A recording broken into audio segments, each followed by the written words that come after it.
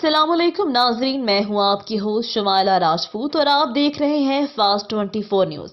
खबर शामिल करते हैं हमारे रिपोर्टर पंजाब पीर मोहम्मद सुखराज अब्बासी की रिपोर्ट के मुताबिक बताया जाता है कि chief officer municipal committee Sibi का एक और बेहतरीन इकदाम सिब्बी शहर की सफाई में तेजी। कमिश्नर सिब्बी डिवीजन शाही सलीम की हिदायत पर चीफ ऑफिसर सिब्बी मुहिबुल्लाह खान बलोच की रहनुमाई में एमटी इंचार्ज म्यूनिसिपल कमेटी सिब्बिया ताउला ने ऑटोमेटिक नाला सफाई मशीन को फंक्शनल कर दिया, जो गुज़िश्ता 5 साल से नाकारा थी। चीफ ऑफिसर सिब्बी ने बताया कि secretary local government Dostain Khan Jamaluddin ने म्यूनिसिपल कमेटी सिब्बी के तमाम अहम मशीनरी को फंक्शनल करने की हिदायत की है। मशीन ने निश्ता रोड सिब्बी में काम करना शुरू किया। एमटी इंचार्ज ने कहा कि हम आज अलाहाबाद नाले पर मशीन तैनात करेंगे।